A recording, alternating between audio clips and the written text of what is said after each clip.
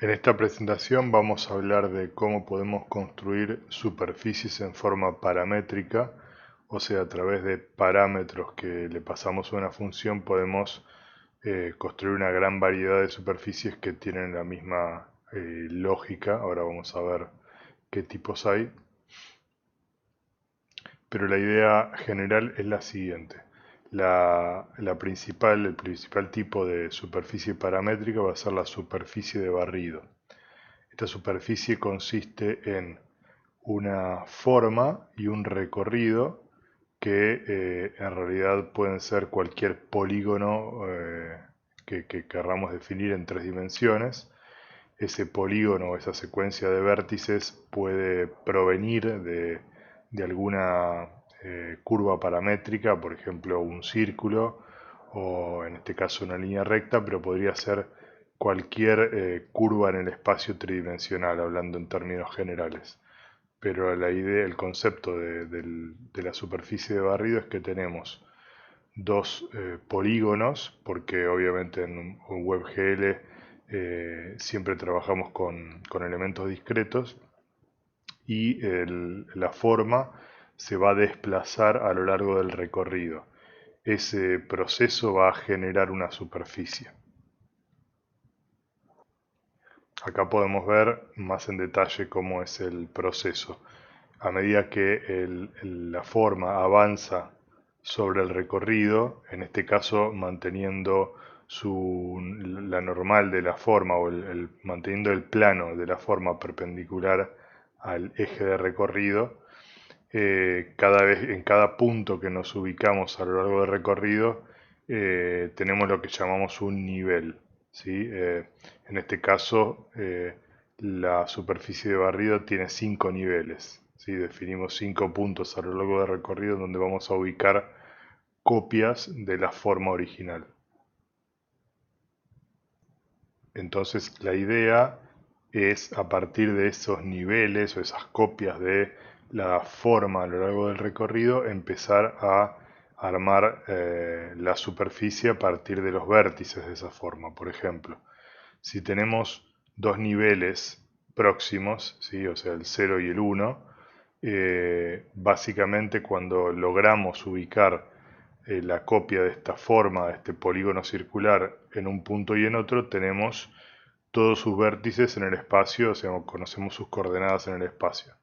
Si tomamos esa información y vamos uniendo mediante un triangle strip en zigzag, o sea, yendo del nivel 0 al vértice en el nivel 1 homólogo, digamos, el vértice vecino, y vamos recorriendo, podemos digamos, completar toda una franja de triangle strips para, digamos, completar una rodaja de este cilindro. Acá podemos ver más en detalle de qué manera se va tejiendo el triángulo strip. O sea, uno empieza por el vértice 1 que pertenece al nivel 0, después salta el vértice 2 que pertenecería al nivel 1, luego vuelve al 3 y al 4 y así sucesivamente da toda la vuelta para completar una franja del cilindro. El resultado final, si aplicamos este proceso a cada par de niveles consecutivos, es este que se ve acá. Logramos construir toda la superficie exterior, toda la cáscara exterior del cilindro, y en este caso tenemos eh, 12, 10 segmentos en el recorrido y un círculo que está dividido en 12 segmentos. O sea, el polígono que representa el círculo es una versión discretizada del círculo en 12 porciones. Bueno, esta técnica, si la utilizamos con distintas formas y distintos recorridos, podemos generar toda una variedad de objetos o de superficies 3D. Por ejemplo, si consideramos que la forma en vez de ser un círculo es una estrella, como se ve acá arriba, aplicando este mecanismo, o sea, combinando la forma con un recorrido lineal, logramos este tipo de objetos que se ven acá que corresponderían a una extrusión, es decir, llamamos extrusión a un caso particular de la superficie de barrido donde tenemos un recorrido lineal. El detalle que no mencioné acá es la tapa, pero bueno, ya conocemos de clases anteriores cómo armar la tapa de un cilindro, que no es más ni menos que colapsar la misma forma en un punto al final del recorrido y al principio. Entonces, si acá tenemos varios ejemplos, bueno, el cilindro que ya vimos antes y esta onda que se ve acá, se podría lograr considerando un polígono que es una porción discretizada de una onda senoidal y un recorrido lineal. Pero obviamente lo interesante es variar el recorrido para lograr formas más complejas. Vamos a ver en una demo cómo funciona esto. Por ejemplo, acá tenemos un recorrido helicoidal, o sea, una hélice, y tenemos una forma circular. Acá pueden observar, vamos a ponerlo un poco más lento, cómo es el proceso. ¿Sí? Acá, digamos, está en cámara lenta el algoritmo funcionando y va avanzando de a pares de niveles y va tejiendo mediante strip de triángulos la superficie.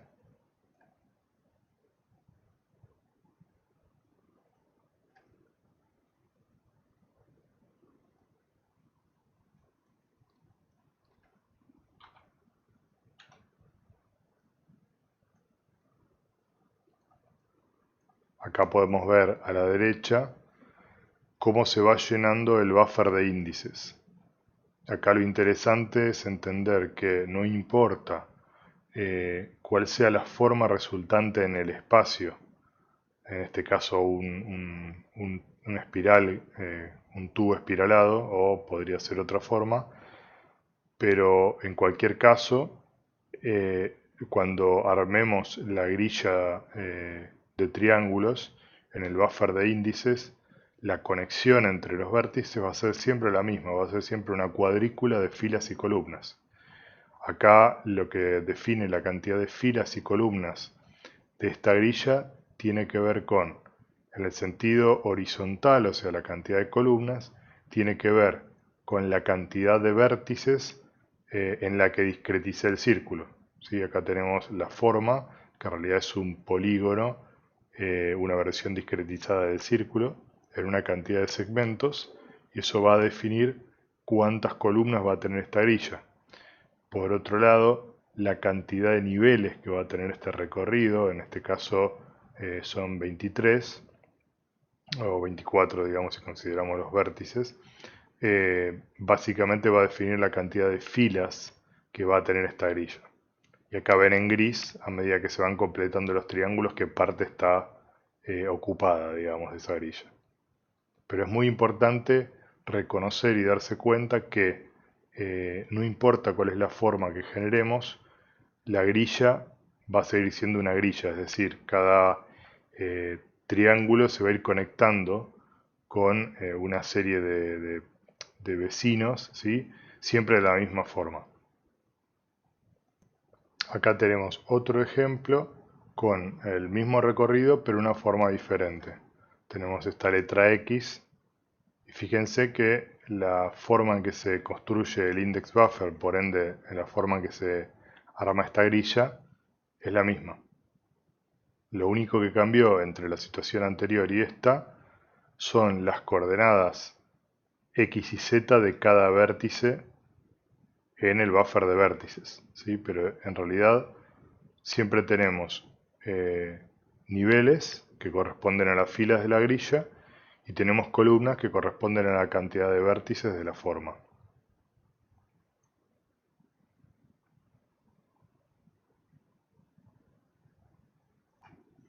Acá tenemos otro ejemplo con un recorrido lineal y la forma es esta letra G.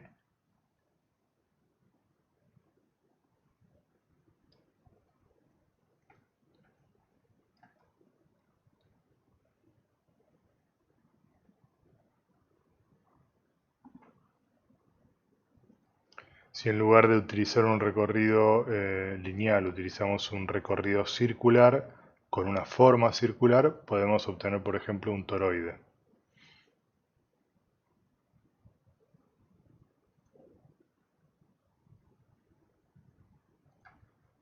En este último caso tenemos una forma de la letra X y un recorrido circular.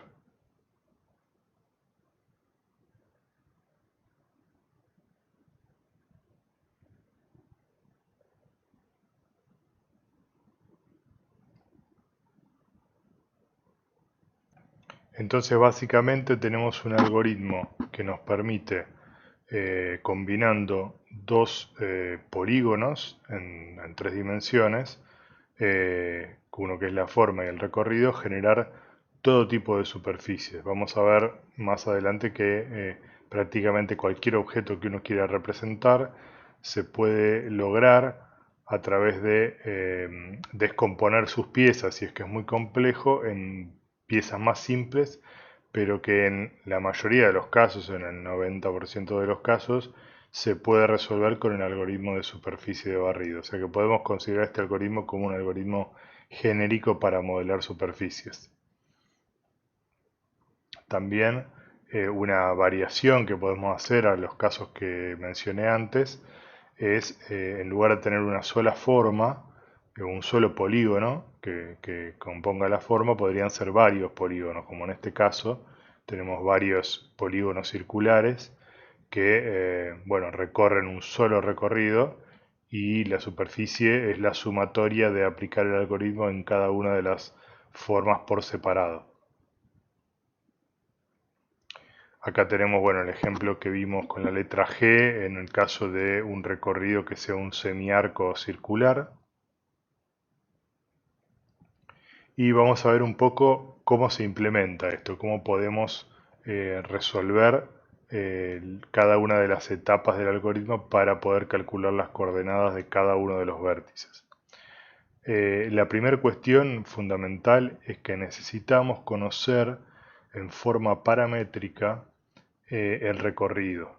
Necesitamos saber en cualquier punto del recorrido que querramos calcular o donde querramos ubicar el nivel, cuál es su coordenada en el espacio, o sea, su P sub u, o sea, la posición de cada vértice, de cualquier vértice que esté sobre el recorrido. Luego necesitamos conocer además su vector tangente, que sería el rojo, su vector normal, que en este caso sería el verde, y el binormal, que sería el azul. O sea, necesitamos obtener de alguna manera del recorrido esa información localizada en cada punto en el donde querramos ubicar un nivel. El parámetro u en este caso es el parámetro con el que recorremos esta curva paramétrica, por eso es que acá definí P sub u, T sub u, N sub u y B sub u. ¿Sí? Son todas curvas cuyo parámetro de entrada es u, y se supone que esta función, digamos, es una función continua, o sea que podemos pasar cualquier valor entre un mínimo y un máximo. Lo típico es utilizar u entre 0 y 1, pero podría ser u entre 0 y un valor cualquiera, no tiene importancia, es simplemente una función matemática. En el caso de un círculo, obviamente es sencillo definir estas funciones, porque básicamente es la ecuación del círculo para la posición, y la tangente se obtiene derivando la misma ecuación de P sub u, y luego lo mismo con la normal, y la binormal se puede obtener por el producto vectorial de n y t. O sea que para el caso de un círculo uno podría imaginar que obtener esta expresión paramétrica de cada una de estos vectores es muy sencillo.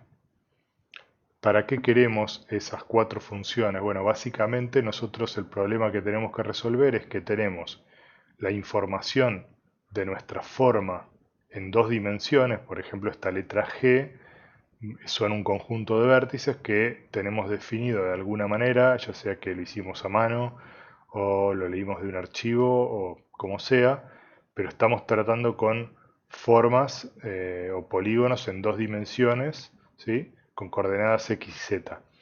En realidad podríamos perfectamente trabajar también con polígonos en tres dimensiones, o sea, esto podría ser una letra G que no sea totalmente plana, que estuviera deformada y funcionaría perfectamente, pero para simplificar la explicación vamos a suponer que las formas, o sea, los polígonos con el que vamos a barrer el recorrido, están en un plano. Si están en un plano, sus vértices están descritos por la coordenada xy y un z igual 0.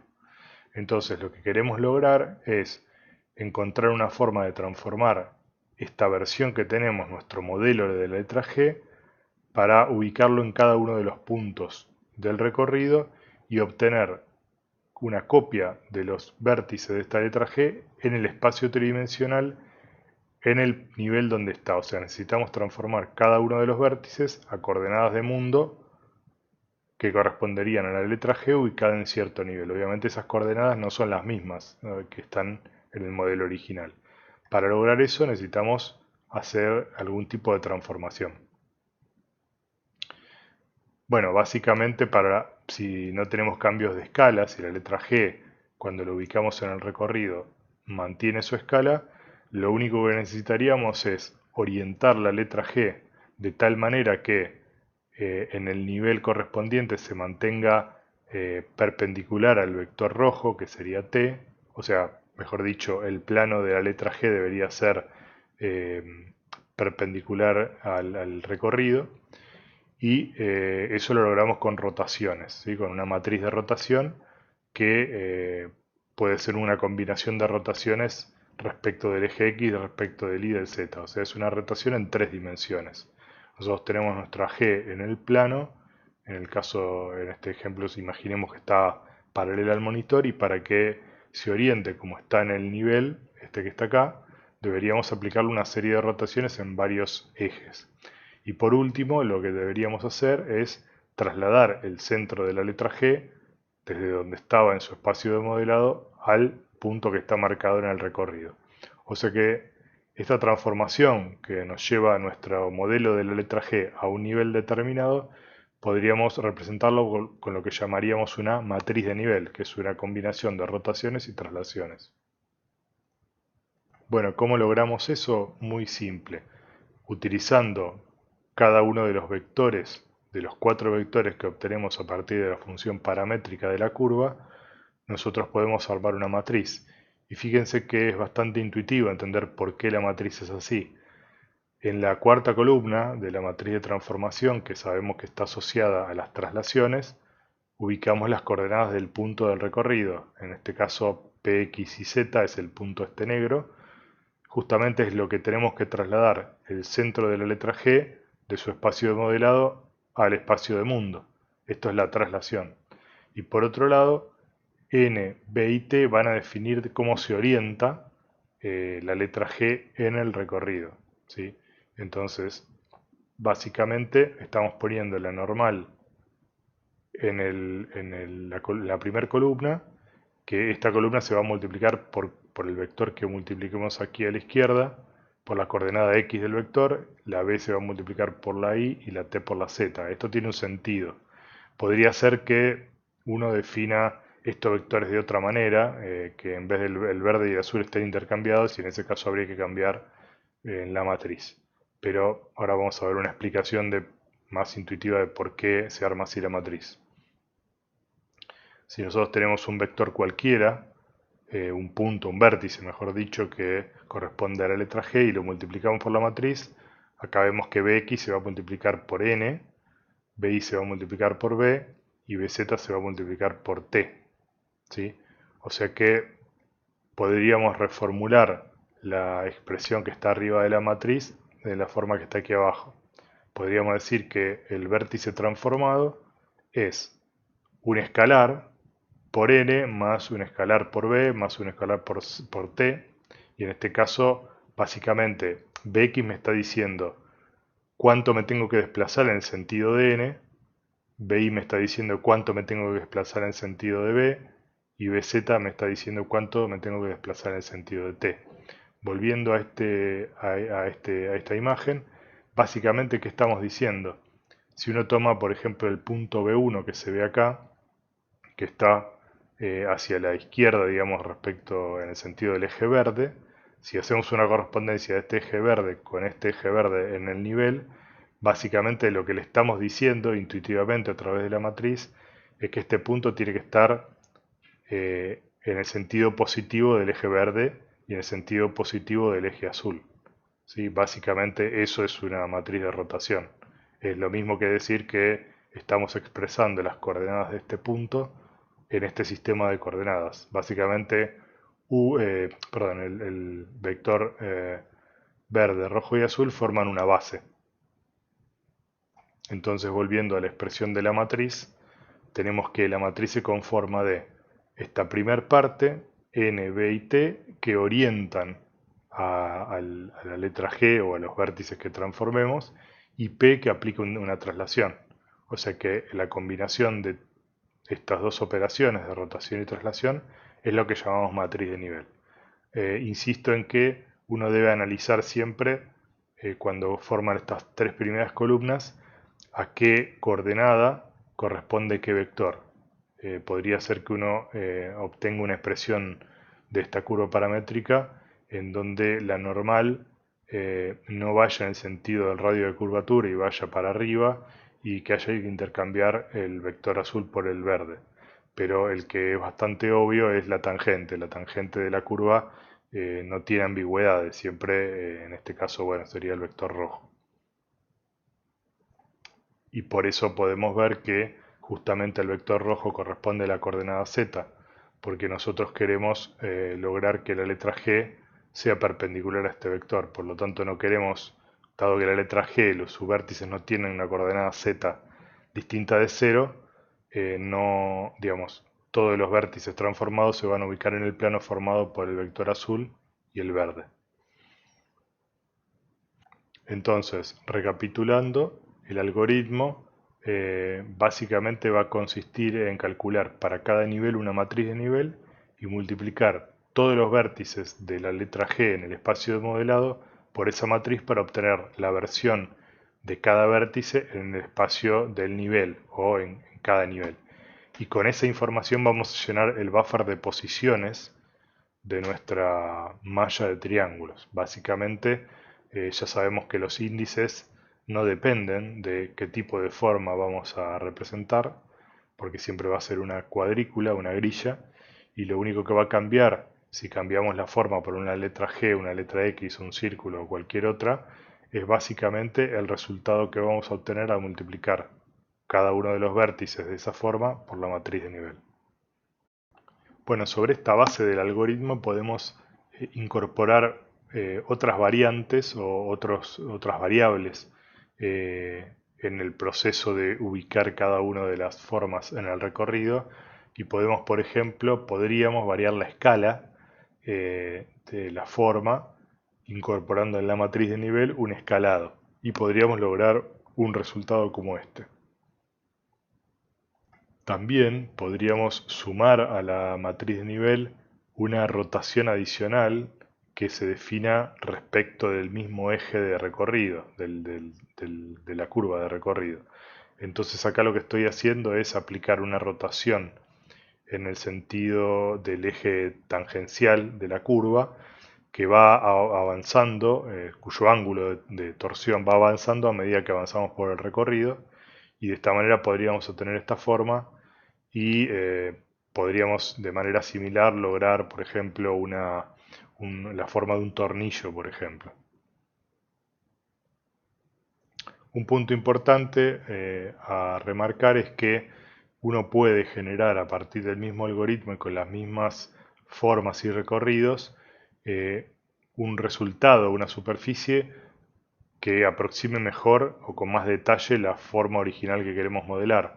En este caso, si uno discretiza la letra G en más o menos vértices, va a obtener una malla de triángulos más o menos densa, una mayor cantidad de triángulos o una cantidad menor. En el caso de la derecha podemos ver que el resultado final genera una superficie mucho más suave y redondeada.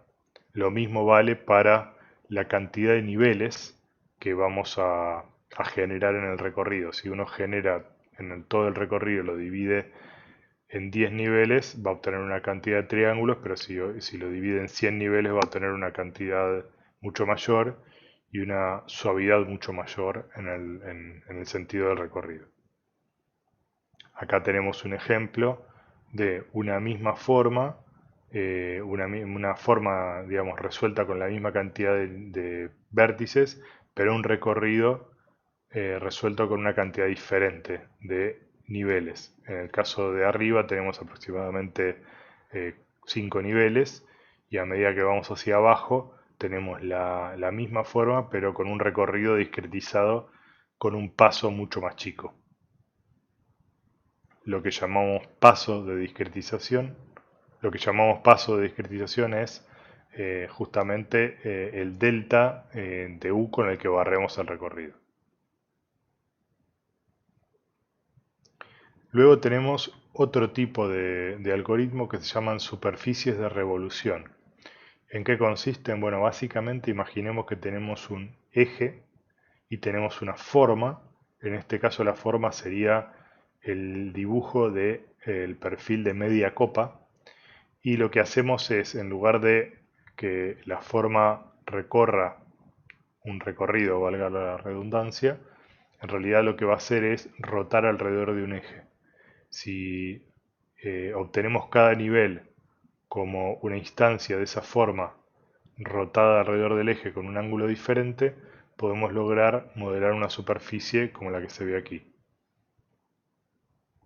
Si avanzamos en la construcción de la superficie y barremos un recorrido que va desde el ángulo 0 hasta 180 y generamos varios niveles con diferentes ángulos alrededor del eje que está en rojo, obtenemos la forma de media copa. Y si damos toda la vuelta, obtenemos la copa completa. En realidad, ni siquiera el algoritmo de superficies de revolución es un algoritmo diferente al de barrido. Podríamos considerar que el de revolución no es más ni menos que un caso especial del de barrido. ¿Por qué?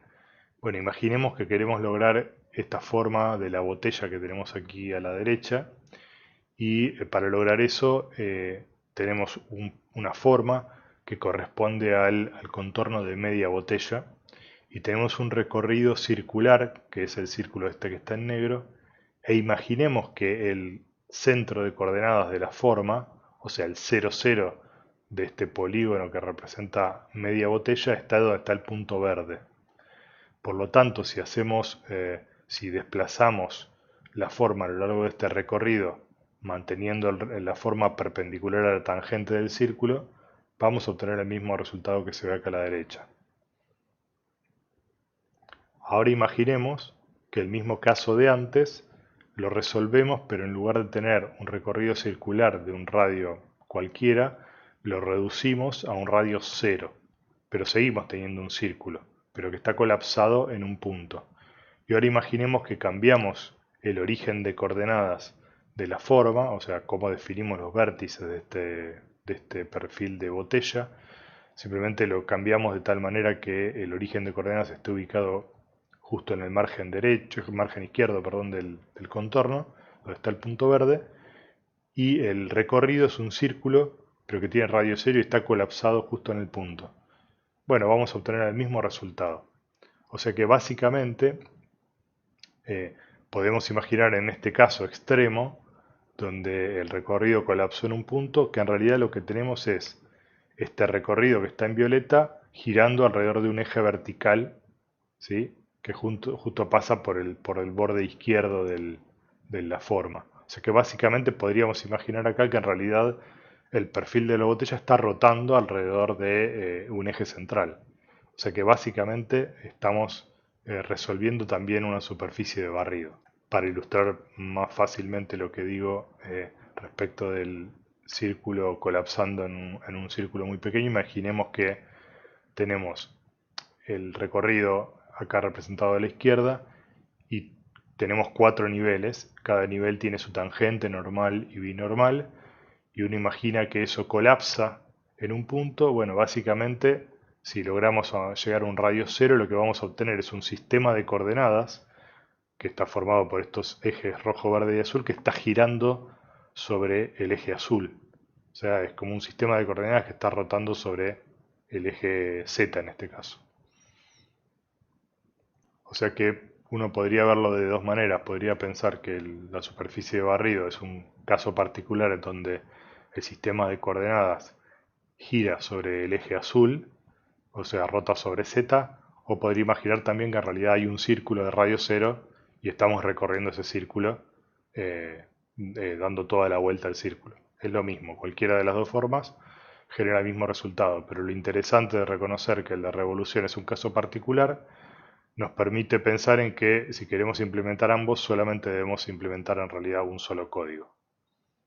Recapitulando entonces, vimos que el algoritmo de superficie de barrido no es más ni menos que eh, el- el- la forma de construir una grilla de triángulos, es exactamente igual que eso, desde el punto de vista de cómo llenamos los buffers y cómo programamos la rutina de WebGL para construir esa superficie. No tiene importancia si lo que vamos a generar es un plano en el espacio o un tubo o un tubo espiralado o cualquier otra forma. A nivel de estructura interna del buffer de índices, de cómo conectamos los triángulos entre sí o cómo definimos el strip de triángulos para modelar toda esta grilla, da lo mismo cuál es el resultado final de la superficie en el espacio. Sus vértices y sus triángulos se van a conectar de la misma manera.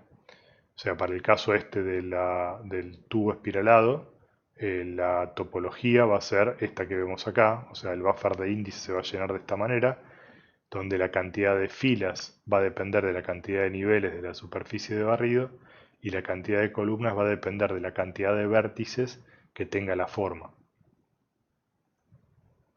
Básicamente, bueno, si uno etiqueta cada uno de los elementos que tenemos acá, podemos hacer corresponder cada vértice con cada columna de la grilla con cada vértice de la forma y cada fila con cada nivel del recorrido. Y si tomamos, por ejemplo, el caso de la esfera también es una superficie de revolución. Imaginemos que la forma es un arco de circunferencia que corresponde a la mitad del círculo, o sea, medio círculo. Imagínense un polígono que corresponde a medio círculo girando alrededor del eje vertical, al eje Z. Básicamente modelamos la esfera como una superficie de revolución. Y ya sabemos, por los ejemplos que vimos en clases anteriores, que el caso de la esfera también, a nivel de índices, es una estructura de grilla, o sea, cómo se conectan entre sí los triángulos, generan una grilla, siempre formado por una estructura de filas y columnas. Bueno, si aún no están convencidos de lo que digo es cierto, de que en realidad cualquier superficie de barrido a nivel de su index buffer se estructura de la misma manera y siempre estamos tratando con una grilla, vean este ejemplo. Acá básicamente estoy haciendo una interpolación entre el resultado de la superficie de barrido y cuando muevo este slider hacia acá lo que estoy haciendo es cambiando las coordenadas de los vértices para que cada uno se ubique en una coordenada del plano. Vamos a cambiar a otro objeto, acá tenemos el toroide. O sea, básicamente lo que estoy haciendo acá es utilizando las coordenadas de textura U y B para asignárselo a las coordenadas X y, del mismo modo que hicimos en los ejercicios del planeta Tierra de las clases anteriores. Y lo que estoy haciendo acá es controlar esa interpolación con esta barra. O sea que básicamente acá podemos ver que eh, digamos, la superficie tiene una estructura de grilla y está compuesta por filas y columnas. Acá tenemos una superficie de revolución, que sería la copa, y si hacemos la transformación a la grilla, podemos ver que también sus triángulos están organizados en filas y columnas.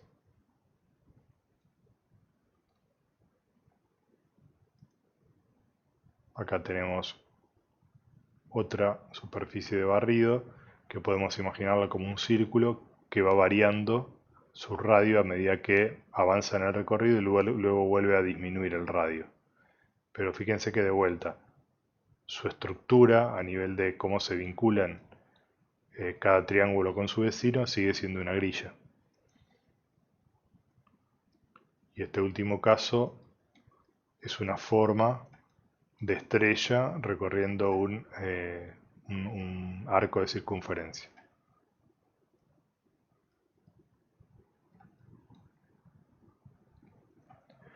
Para terminar, es importante entender que si la forma en que se estructura el buffer de índices es independiente de la forma que queremos lograr o el objeto que queremos modelar en el espacio, y además el algoritmo de superficie de barrido nos permite construir de la misma manera cualquier tipo de superficies, donde en realidad el parámetro de la forma y el recorrido nos permite decir qué resultado queremos obtener. Solamente con escribir un único algoritmo que reciba como parámetro una forma y un recorrido, podemos modelar prácticamente cualquier objeto que necesitemos en nuestra escena 3D. Y luego está la práctica de analizar para cualquier objeto que uno quiera modelar, reconocer de qué manera puede subdividirlo si es que es muy complejo, para encontrar cómo modelar cada una de las partes como una superficie de barrido. Pero en general, salvo muy raras excepciones, prácticamente cualquier objeto que vemos en la realidad, incluso sobre todo objetos manufacturados por el hombre, en general responden a procesos que están relacionados con una superficie de barrido. Por ejemplo, cualquier objeto modelado en plástico generalmente surge de procesos de extrusión y podemos asociar los procesos de extrusión con una superficie de barrido. No es el caso de los objetos de la naturaleza, porque ahí hay formas complejas que no responden a esta lógica. Pero en general los objetos manufacturados componen de elementos individuales que fueron resueltos a partir de procesos de extrusión y generalmente se asimilan a una superficie de barrido.